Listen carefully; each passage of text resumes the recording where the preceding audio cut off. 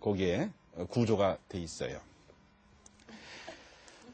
그래서 이제 전체가 1m 50인데 밑에 3cm는 아주 중요하기 때문에 이제 우리 같은 사람은 늘 그쪽에다 신경을 쓰는 겁니다. 아래 3, 4cm. 이거를 어떻게든 특히 이제 여러분들 최근에 전체 1m 50의 끝에 15cm가 직장이고 그 끝에 또 15cm에 전체 암의 반이 있어요.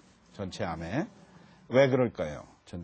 그 넓은 거 중에 왜 끝에 한 10%의 전체 암의 반이 있을까요? 왜 그러냐면은 우리가 밥을 먹은 변은 평소에 이렇게 수분을 흡수하는 대로 직장이라는 데다 차곡차곡 쌓아놓는 겁니다. 이렇게 갖다가. 창고죠. 말하자면 똥창고. 갖고 있다가 아침에 다 이제 비는 거예요. 그러니까 직장 그쪽에는 늘 똥을 갖고 있으니까 똥에 나쁜 거에 늘 괴로움을 당하는 거죠. 즉, 세포가 변할 찬스가 높아지는 거예요. 그래서 끝에 15cm의 전체 대장암의 반이 있어요. 근데 보통 직장의 길이를 한 12에서 15cm, 13에서 15cm로 보면 우리 손가락이 보통 한 8cm쯤 되는데 이걸 이렇게 밀어놓으면 한 10cm까지도 우리가 만질 수가 있어요. 즉, 직장암의 3분의 2에서 4분의 3까지 손가락을 넣으면 만져져요. 그렇기 때문에 손가락을 넣어보면 전체 대장암의 많이는 셋 중 하나는 진단이 되는 겁니다. 그래서 여러분들이 내가 대장암을 걱정해야 된다. 그러면 병원에 갔을 때 의사께 내 항문에 손 좀 넣어보세요 하고 꼭 얘기를 하세요. 에? 왜 그러냐면은 여러분들이 이렇게 유도를 하지 않으면 또 안 할 수가 있어요. 우리 같이 이제 본업이 맨날 항문에 손 넣는 사람은 하지만 의사도 그렇죠. 의사도 사람인데 항문에 손 넣는 게 뭐 그렇게 좋아요. 에? 아무리 샤워하고 와도 똥 냄새 날 수 있잖아요. 그죠? 그 다음에 또 장갑 끼고 항문에 손 넣고 진료비가 얼마 받겠어요. 그죠? 손 넣고 10만 원 내세요. 그러겠어요? 그러니까 이게 해도 별로 그렇게 병원 운영에 도움도 안 되고, 냄새 나고, 또 환자는 얼굴 찌푸리가 아프다고. 그러니까 오히려 스스로 우리들이, 제 항문에 손 좀 넣어보세요. 이렇게 해줘야 의사 선생님들이, 왜요? 할 분도 있을 거예요. 그렇지만, 내가 들어보니까 대장암은 손가락에 똥구멍에 손만 넣어도 셋 중 하나가 발견된다던데요. 이렇게. 그게 이제 우리 한국 사회에, 우리 지식인들, 우리 국민들이 다 그걸 좀 알았으면 좋겠어요. 왜? 검사라는 거는요, 간단할수록 좋고, 돈이 안 들수록 좋고, 이런 여러 가지 첨단 장비 안 쓰고도 쉽게 하는 게 최고입니다. 그래서 대장암 검사하자 그러는데 CT부터 찍고, 이거는 잘못된 거죠. 절대 그러지 마세요. 그 다음 내시경도 간혹 그 입구에 있는 건 놓칠 수가 있어요. 잘못하다 보면 그 들어가는 입구에 있는. 그래서 꼭 항문에 이제 요새는 이렇게 이제 많이 발달해서 그렇지는 않지만. 그래서 이제 여기는 이제 결장암, 직장암의 모습을 여러분 볼 수 있고, 여기는 직장암의 전체 대장이 43%로 돼 있지만 이제 특히 선진국으로 갈수록 직장암이 약간 대장암 전체에 차지하는 비율은 좀 줄지만 아직 우리는 이제 50%에서 조금씩 줄고 있어요. 이제 여러 가지 이제 원인이 있겠지만, 그러면 암의 원인, 아까도 얘기했지만 전체 암의 30%는 이제 담배라고 그랬지만, 그럼 대장암의 원인은 뭐냐? 주로 여기도 나와 있지만 식생활입니다.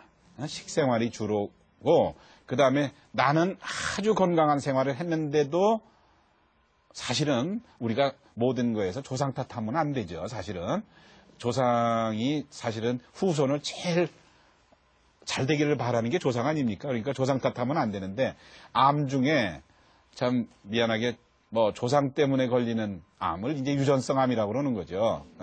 그게 대략 대물림하는 게 한 5%, 전체적으로 한 10에서 한 20%까지는 부모로부터 받은 유전 형질이 조금 영향을 줍니다. 제가 안경을 쓰면 내 아이도 안경을 쓰고, 또 어느 키 큰 집의 애들은 좀 키가 크고 하듯이 어떤 암이 잘 걸린 집이면 그 암이 비교적 딴 사람보다는 좀 더 높게 걸릴 수가 있거든요. 근데 이제 그게 아니고 아예 정자나 난자가 이상이 있어가지고 아이를 낳는 경우, 그걸 이제 유전성 암 그러는데, 정자나 난자에 이상이 있어서 낳는 때는 대개 자식들 중에 둘 중에 하나에 그런 똑같은 암이 걸립니다. 왜? 정자나 난자가 두 종류라고 보면 돼요. 우리가 남자가 하루에 아까 우리 결혼 안 하신 선생님은 하루에 정자를 몇 마리 만드세요?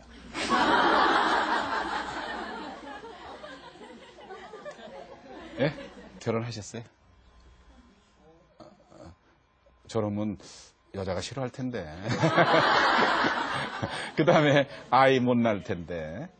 최소한도 남자가 1억 마리를 사정해줘야 임신이 돼요. 그러면 남자 고안 하나가 약 1억 마리 만들어서 우리가 고안이 2개 아니에요. 그러니까 대략 하루에 한 2억 마리, 한 1억 9,500만, 한 2억 마리 만들어요.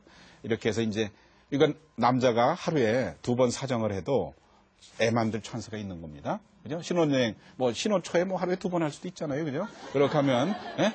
그러니까 선생님도 2억 마리 만들어요. 괜히 50만 마리라고 그러지 마요. 여자들이 싫어한다고. 그러니까, 근데 정자는 2억 마리라면 그 중에 1억 마리는 우리 아버지 유전자를 갖고 있고 쉽게 1억 마리는 우리 어머니 유전자를 갖고 있는 겁니다. 이렇게 정자 두 종류죠. 그러니까 만약에 내가 유전성 대장암인데 가계도를 그려보니까 우리 어머니 계통이더라. 그러면 어머니 형질을 갖는 유전자를 갖고 있는 정자가 우리 애를 만들었으면 걔는 유전성 대장암이 되는 거죠. 근데 우리 아버지 형질을 갖는 정자가 수정란을 만들었으면 걔는 애가 유전성 암에 안 걸리죠. 대장암에. 그러니까 정자가 어머니나 아버지 둘 중에 하나니까 2분의 1이라고 찬스가. 네, 자식한. 난자도 마찬가지예요. 난자도. 그러니까 대물림해서 하는 거는 한 5에서 10에서 한 15, 20 이렇게. 대물림이라는 건 5%지만 부모 영향받는 거는 많게는 한 20%까지도 좀 봅니다. 그래서 집안에 대장암 환자가 있었다 그러면 좀 대장에 더 신경 쓰는 게 좋죠. 그럼 대장암의 원인은 결국은 나쁜 식생활이 제일 문제가 되고 유전도 일부 하고요. 식생활 중에 어떤 식생활이 문제가 되느냐? 결국 잘 살아가지고 절제 없이 많이 먹는 겁니다. 특히 고칼로리 음식, 그다음에 동물성 지방, 또 당분, 또 술 이런 것들이 문제가 돼요. 그래서 특히 총 칼로리가 문제가 돼요. 하여튼 칼로리를 많이 섭취하는 사람, 또 고기 중에는 붉은 고기, 흰 고기보다는 생선 같은 것보다는 붉은색이 나는 살코기들, 특히 운동 부족도, 운동량이 적은 사람들한테